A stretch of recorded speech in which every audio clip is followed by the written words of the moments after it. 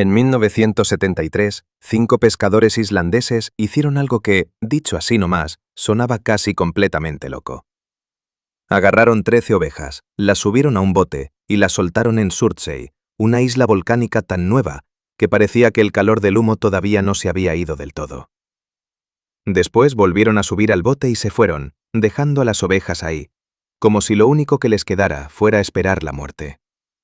Pero las ovejas no murieron, y lo que pasó después terminó convirtiéndose en uno de los experimentos ecológicos más raros de los que se tenga registro, una historia que hizo que la comunidad científica empezara a dudar de casi todo lo que creía saber sobre cómo la vida conquista mundos nuevos. Pero antes de hablar del contraataque de las ovejas, hay que contar cómo apareció esta isla, porque al final de cuentas, Surtsey en realidad no debería haber existido. Y la historia de su nacimiento fue casi tan salvaje como lo que hicieron aquellos 5 pescadores.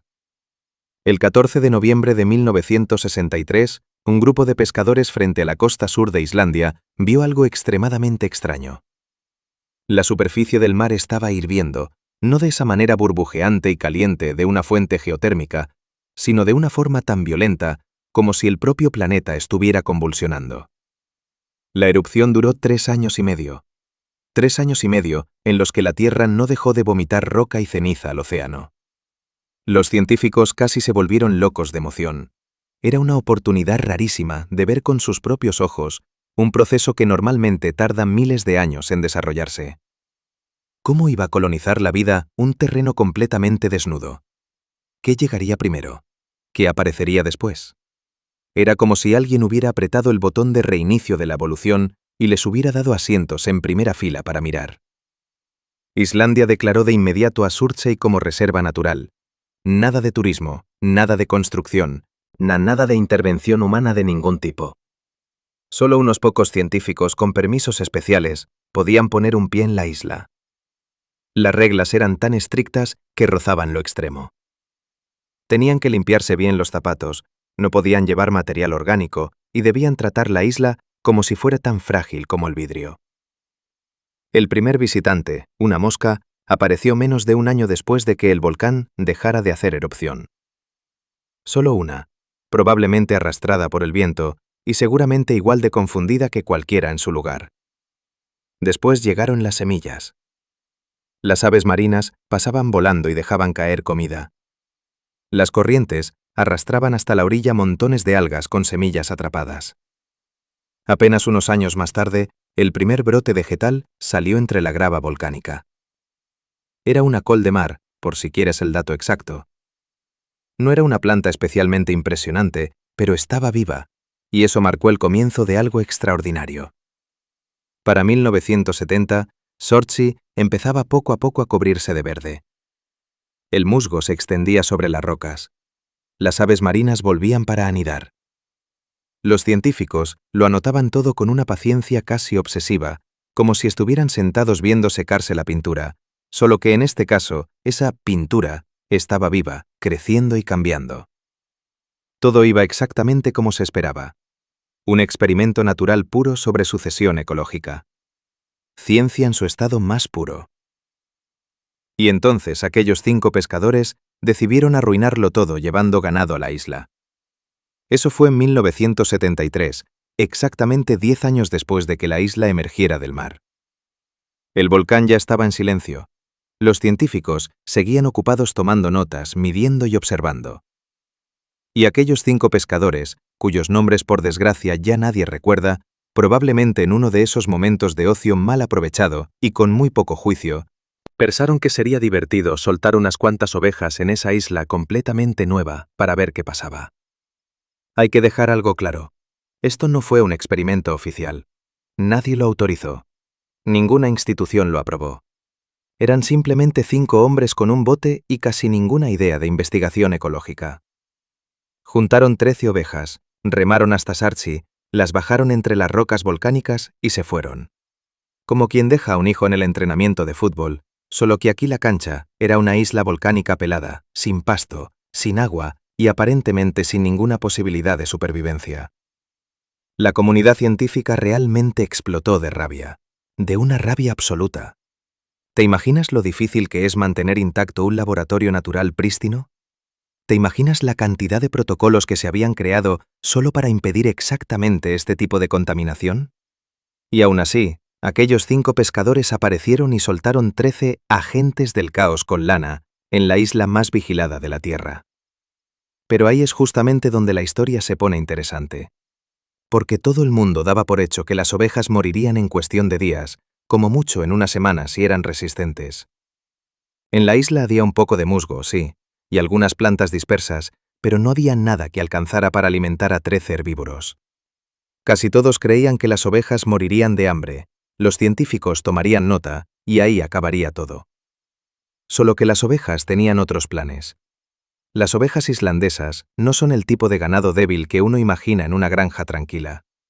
Son descendientes de las ovejas que los vikingos llevaron ahí hace más de 1000 años. Son pequeñas, increíblemente duras, y han sobrevivido durante siglos en uno de los ambientes más hostiles del planeta.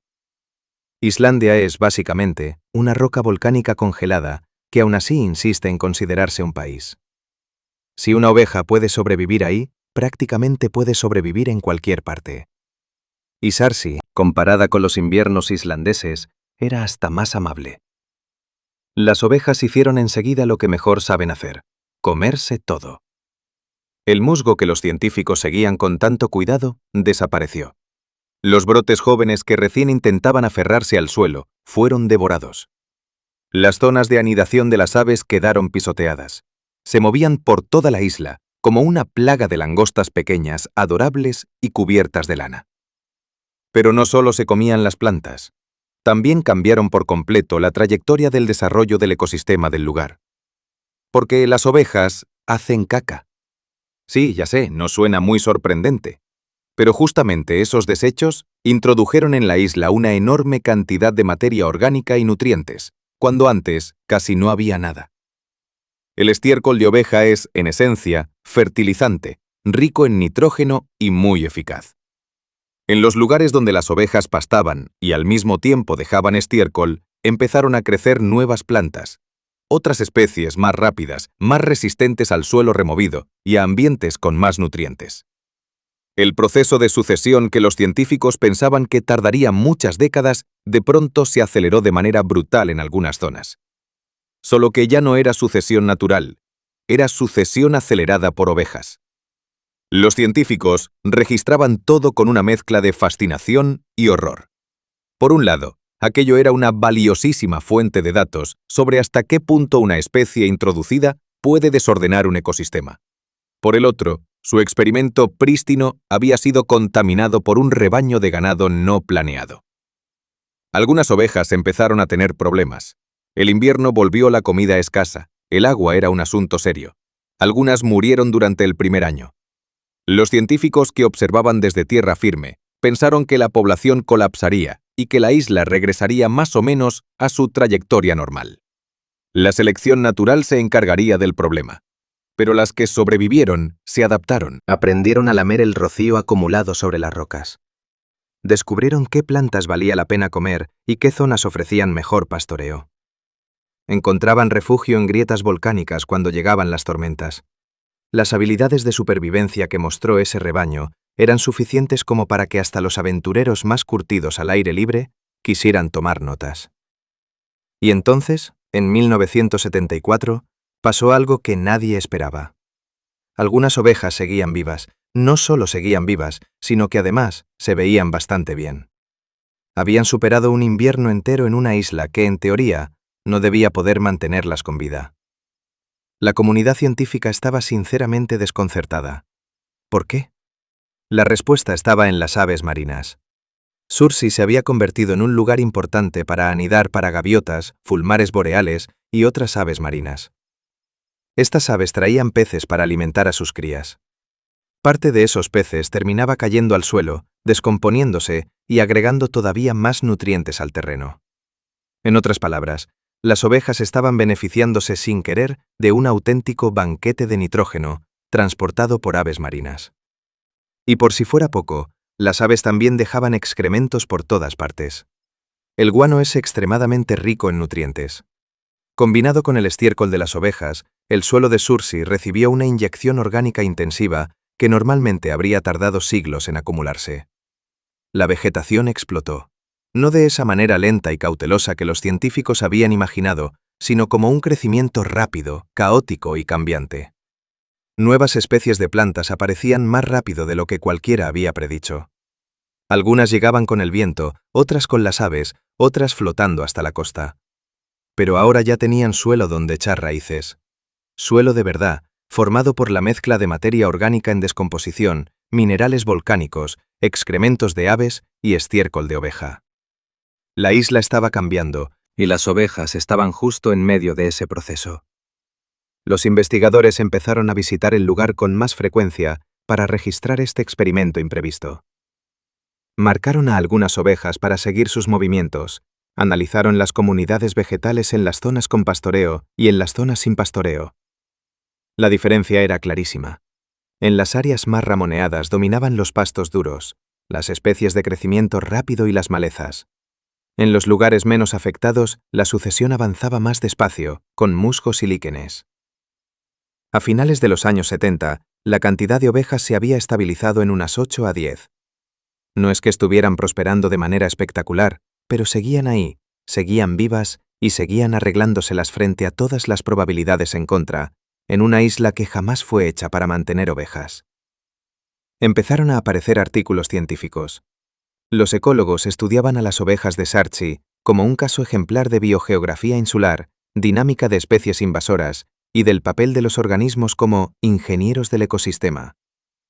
No solo vivían en la isla, sino que además la estaban remodelando activamente. Algunos científicos sostenían que había que sacar a las ovejas porque estaban arruinando el experimento natural y reduciendo el valor de Sarchi como sitio de investigación prístino. Los más puristas querían devolver la isla a su estado original, sin ovejas. Pero otros argumentaban lo contrario, que quitarlas también sería una intervención tan artificial como haberlas introducido, y que el experimento ahora se había convertido en otra cosa, sí, pero en algo igual de valioso. Un estudio sobre cómo unas especies llevadas por humanos pueden reestructurar ecosistemas completamente nuevos. El debate siguió durante años en el mundo académico, mientras las ovejas continuaban haciendo cosas de ovejas: comer, dejar estiércol, reproducirse, sobrevivir. Y luego empezó a pasar algo más. Otras especies animales comenzaron a llegar en mayor número. Los insectos aprovechaban la vegetación más abundante que las ovejas habían ayudado a generar. Las arañas llegaban para cazar insectos. Más aves eran atraídas por la creciente diversidad vegetal. Un ecosistema real empezaba a ponerse en marcha. ¿Era este el ecosistema que los científicos habían querido estudiar al principio? No. ¿Era científicamente fascinante? Sin ninguna duda. Ya en la década de 1980, la población de ovejas finalmente empezó a disminuir. Los recursos de la isla solo daban para cierto límite. El número subía, bajaba y volvía a estabilizarse, tal como suele pasar en la dinámica típica de poblaciones isleñas. Cuando los científicos analizaron el asunto con más detalle, se dieron cuenta de algo asombroso. Las zonas que habían sido pastoreadas con intensidad tenían un suelo completamente distinto al resto de la isla. Más profundo, más rico, con más materia orgánica. En apenas una década, las ovejas habían creado condiciones edáficas que la naturaleza podría haber tardado entre 50 y 100 años en generar por sí sola. También cambiaron qué plantas podían crecer y en qué lugares.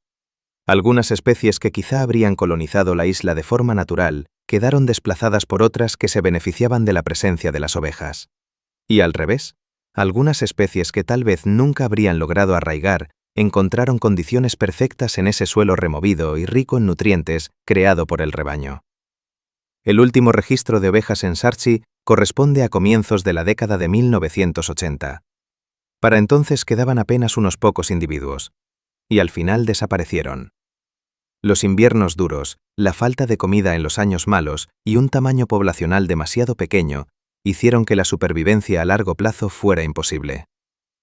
Pero el efecto que dejaron siguió ahí. Décadas después de que muriera la última oveja, los científicos todavía podían identificar qué zonas habían sido pastoreadas con más intensidad. La distribución de la vegetación había cambiado. La composición del suelo también. Todo el rumbo ecológico de esas partes de la isla había sido alterado para siempre por apenas una década de actividad ovina. Hoy en día Sorcy sigue siendo un área de investigación estrictamente protegida y continúa cerrada al turismo. Los científicos siguen visitando la isla con regularidad para observar cómo continúa desarrollándose el ecosistema, y todavía discuten qué significa realmente aquel incidente de las ovejas. Algunos lo ven como una advertencia sobre la intervención humana, una prueba de que incluso actos tontos o aparentemente casuales pueden desencadenar una cadena enorme de consecuencias en ecosistemas frágiles. El valor de la isla como laboratorio natural prístino quedó dañado, y nunca sabremos cómo habría evolucionado Sorcy sin aquellas 13 ovejas. Pero otros ven ahí un experimento extraordinario sobre la resiliencia y la capacidad de adaptación de la naturaleza. Las ovejas no destruyeron la isla. La cambiaron, sí, pero la vida se adaptó. El ecosistema se reorganizó alrededor de su presencia y luego volvió a reorganizarse otra vez cuando desaparecieron. Esa historia muestra hasta qué punto los sistemas naturales pueden ser flexibles y resistentes, incluso en una isla volcánica extremadamente joven. La verdad probablemente está en algún punto intermedio. Las ovejas sin duda alteraron el desarrollo ecológico de Sorcy de maneras irreversibles. Pero al mismo tiempo, también le dieron a la ciencia una cantidad invaluable de datos sobre colonización de islas nuevas, interacciones entre especies y formación de ecosistemas bajo condiciones poco comunes. Y lo más fascinante de todo es que la propia Sorcy también está desapareciendo poco a poco. Como ya no hay actividad volcánica que siga aportando material, la isla se está erosionando. Las olas y el clima la van desgastando poco a poco. Los científicos calculan que dentro de apenas unos cuantos siglos, Surtsey podría quedar reducida a una fracción muy pequeña de su tamaño actual, o incluso desaparecer por completo bajo las olas. En un sentido bastante extraño, la discusión sobre las ovejas puede terminar siendo apenas una nota al pie dentro de la corta vida geológica de la isla. La isla misma es temporal. El ecosistema que vive sobre ella es temporal. Las ovejas también fueron temporales. Todo en Surtsey es temporal. Menos las lecciones que dejó. Ahora entendemos mejor la velocidad con la que la vida puede extenderse sobre un terreno nuevo. Entendemos mejor cómo una especie invasora puede reestructurar un ecosistema, cómo la naturaleza puede resistir perturbaciones y cuán compleja es la relación entre plantas, animales, suelo y nutrientes. Y también aprendimos que las ovejas islandesas son mucho más duras de lo que cualquiera habría imaginado. Aquellos 5 pescadores, sin querer, crearon uno de los casos de estudio ecológico más memorables del siglo XX. No porque fueran brillantes o científicos, sino porque fueron temerarios, y porque esas ovejas se negaron a morir como todo el mundo esperaba. Una isla que no debería haber existido fue colonizada por unas ovejas que no deberían haber sobrevivido. Y juntas, crearon un ecosistema que no se suponía que iba a aparecer. A veces el universo tiene un sentido del humor realmente raro. La próxima vez que alguien te diga que la naturaleza siempre funciona siguiendo reglas fáciles de predecir, acuérdate de Surtsey. Acuérdate de esas 13 ovejas paradas sobre una roca volcánica, como si le estuvieran diciendo a toda adversidad: tranquilos, estamos bien. Acuérdate de que la vida siempre encuentra el camino, incluso cuando ese camino pasa por estiércol de oveja y excremento de aves marinas, para formar suelo donde antes no había absolutamente nada. La ciencia suele ponerse más interesante justo cuando la naturaleza le lanza una curva imposible de anticipar. Y aquellos 5 pescadores lanzaron la más grande de todas.